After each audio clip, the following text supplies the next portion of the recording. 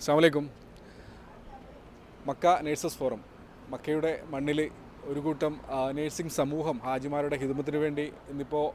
ഹജ്ജ് തുടങ്ങാനായിട്ട്, അതായത് അറഫയ്ക്ക് വെറും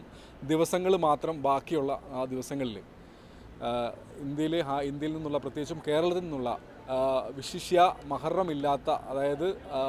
പുരുഷന്മാരില്ലാത്ത ഹാജിമാർ താമസിക്കുന്ന ഏരിയ നസീം എന്ന് പറയുന്ന ഏരിയയിൽ ഏകദേശം 38ഓളം ബിൽഡിങ്ങുകളാണുള്ളത്. ആ 38ഓളം ബിൽഡിങ്ങുകൾ കേന്ദ്രീകരിച്ചുകൊണ്ട് നമ്മുടെ MNFൻ്റെ വോളണ്ടിയേഴ്സ് ഓരോ ബിൽഡിങ്ങുകളിലും എല്ലാ ദിവസവും കയറി അവിടുത്തെ ഹാജിമാർ, അതായത് രോഗികളായിട്ടുള്ള കോമോർബിഡിറ്റി, അതായത് ഷുഗർ, പ്രഷർ പോലെയുള്ള അസുഖങ്ങൾ കൊണ്ട് ബുദ്ധിമുട്ടുന്ന ഹാജിമാരൊക്കെ ഉണ്ടെങ്കിൽ അവരെ കാണുകയും ശുശ്രൂഷിക്കുകയും,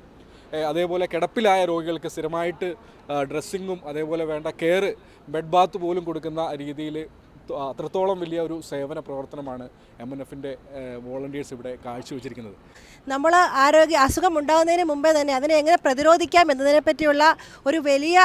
ഹെൽത്ത് എഡ്യൂക്കേഷൻ തന്നെ നമ്മൾ ഹാജിമാർക്ക് കൊടുക്കുന്നുണ്ട്. ഇനി മിനയിലേക്ക് പോകാൻ വളരെ ദിവസങ്ങൾ മാത്രമേ ബാക്കിയുള്ളൂ എങ്കിലും നമ്മൾ അവർക്ക് എല്ലാവർക്കും എങ്ങനെ വീഴ്ചയിൽ നിന്ന് തടയാം, വെയിലിൽ നിന്ന് എങ്ങനെ നിങ്ങൾ രക്ഷ നേടാം, നിങ്ങൾ വെയിലത്ത് ഇറങ്ങി നടക്കാതിരിക്കുക, നിങ്ങൾ അവിടെ നിൽക്കുന്ന ഷുഗർ ഉള്ളവരുണ്ട്, പ്രഷർ ഉള്ളവരുണ്ട്, വളരെയധികം അസുഖങ്ങൾ കൊണ്ട് ബുദ്ധിമുട്ടുന്ന ആൾക്കാർ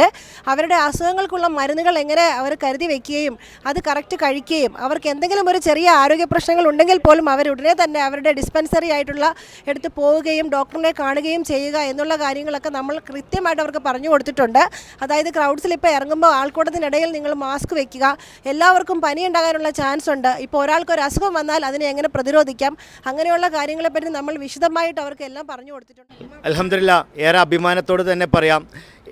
നമ്മുടെ ഇന്ത്യയിൽ നിന്നുള്ള ഹാജിമാർ ഇറങ്ങിയ